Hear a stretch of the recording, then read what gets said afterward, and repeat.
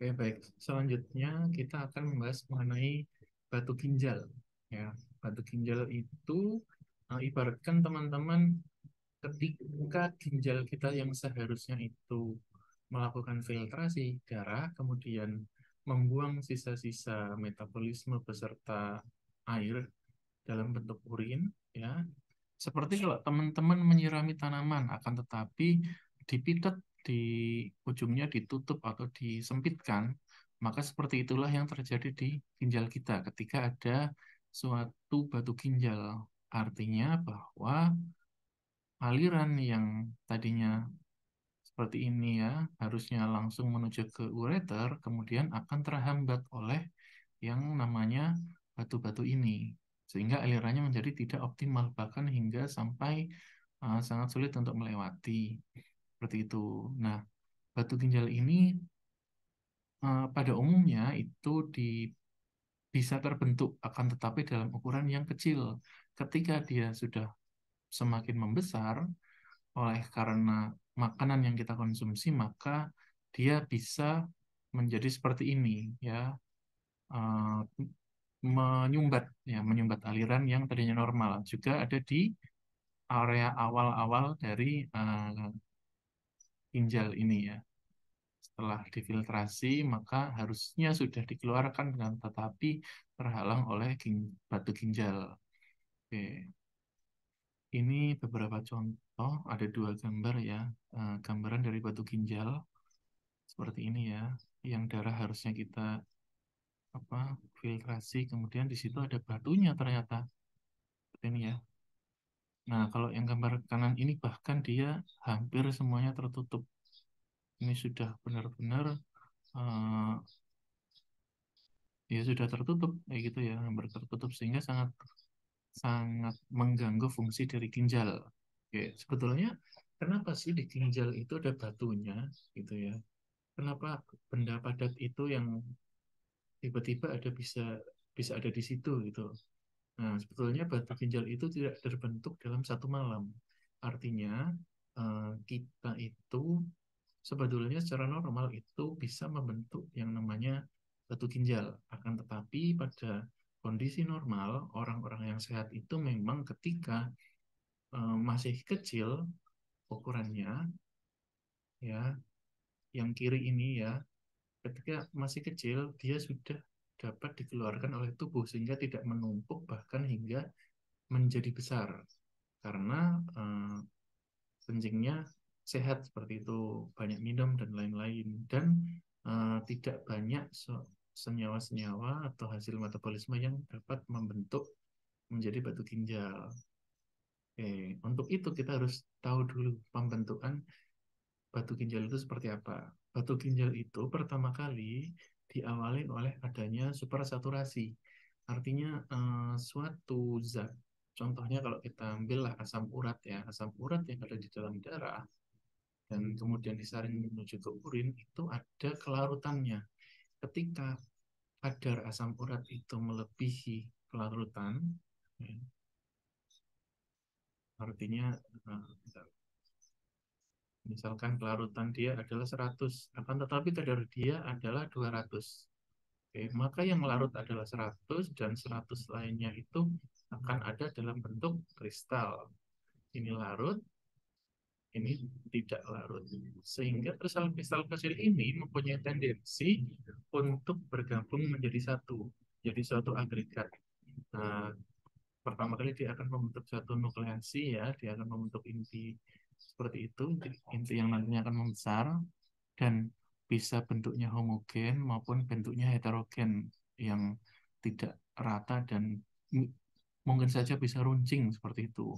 Kemudian setelah sekian lama batu-batu ini yang berada di dalam ginjal tadi kemudian dilewati oleh urin yang mengandung juga ion-ion maupun senyawa asam urat tadi yang kristal-kristalnya itu tidak terlarut dengan sempurna, maka dia kemudian bisa menjadi lebih besar dan sangat lebih besar lagi. Dan kemudian dia bisa dalam tanda kutip menangkap ya senyawa-senyawa lain atau ion-ion yang di sekitarnya ketika melewatinya dan dia akan membentuk agregat yang terus makin membesar dari mulai sekian hingga bisa sampai semakin besar seperti itu. Nah, proses inilah dari yang kecil hingga menjadi besar itu yang kita sebut dengan proses pembentukan batu ginjal. Dan ini tidak terjadi dalam semalam, akan tetapi membutuhkan proses yang terus-menerus sehingga terciptalah batu ginjal yang besar hingga sampai sangat besar seperti yang kita lihat di paling kanan ini. Oke. Dan gejala biasanya ketika ukurannya masih kecil itu tidak ada gejala yang kita rasakan. Akan tetapi ketika ukurannya sudah mulai besar dan dia mulai mengganggu fungsional tubuh kita, dia akan memunculkan gejala-gejala yang kita bahas seperti awal tadi. Ini gejalanya belum belum saya masukkan. Oke, nanti di sini saya tambahkan gejalanya ya, seperti nyeri punggung dan lain-lain di sini ada. Oke, ini contoh lain juga, tapi sekali lagi ini tidak menjadi bahasan ya, bahwa ini ya, bahwa terbentuknya batu ginjal itu ada berbagai macam penyebab, gitu ya.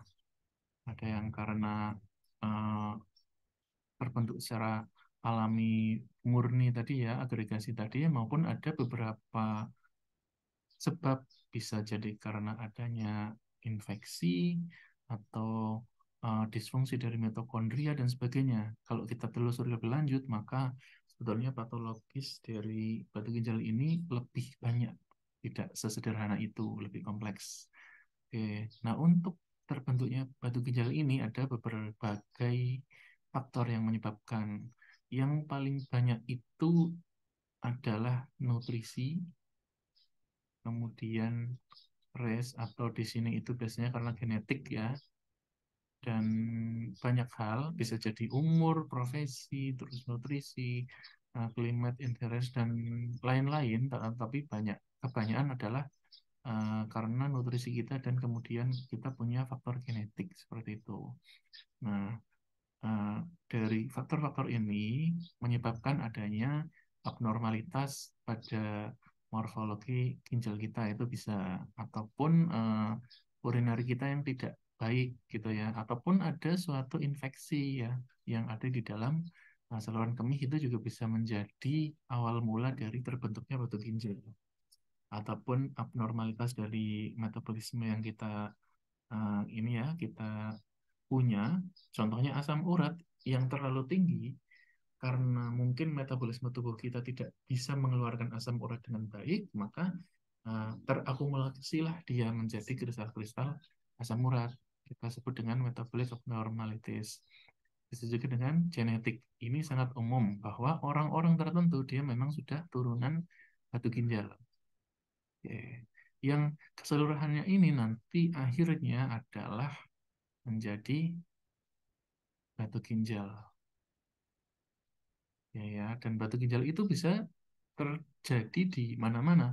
Bisa dia terjadi memenuhi di bagian renal sini ya, atau dia hanya menyumbat, tapi ukurannya juga sudah besar, atau dia terbentuk dan sampai ke ini ya, ureter, di tengah-tengah ureter kan, atau ada yang bisa sampai masuk ke dalam atau terbentuk di dalam kandung kemih, seperti itu. Dan untuk mengeluarkan ini itu sangat sulit, kecuali ukurannya kecil, seperti itu. Dan keberadaan mereka ini akan mengganggu fisiologis tubuh kita.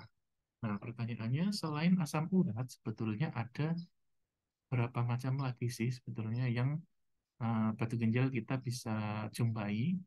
Nah, jawabannya adalah sampai saat ini kita kenal ada 4 penyebab timbulnya batu ginjal. Kalau saya cerita asam urat itu tadi adalah salah satunya, ya. Kemudian yang lain bisa karena ini ya, kadar ion kalsium yang terlalu banyak. Kemudian ada ini ya, sama aminocysteine yang dia terdapat gangguan di situ. Kemudian ada strukit ya, biasanya ini karena infeksi. Kemudian dari infeksi ini ada juga hubungannya dengan mineral fosfat. Ini teman-teman juga bisa baca di sini. Nah, ya. Oke. Dan keempat batu ginjal ini memiliki karakteristik yang berbeda-beda seperti itu. Dan juga simptom atau oh ini simptom udah di sini ya. Eh, apa gejala yang memang bisa berbeda-beda seperti itu. Ini ada yang kerasanya panas, kemudian pipisnya kok jadi nggak lancar, kemudian ada yang sampai eh, mual seperti itu. Ada yang back pain, tapi mayoritas biasanya orang yang kalau sudah agak parah dia sering sakit punggung. Itu kalau eh, ada batunya seperti itu. Ini nggak jadi saya taruh di depan. Gejalanya silahkan lihat di sini ya teman-teman. Dan eh, kebanyakan kebanyakan itu asam urat dan kalsium itu menduduki peringkat yang dua teratas untuk kejadian batu ginjal. Dan untuk kalsium ini itu penyebabnya dia sampai 80% sendiri. Oke, ini 5-10%, kemudian sisanya. Oke. Ya, kemudian untuk yang kidney disease, kita lanjut di video selanjutnya.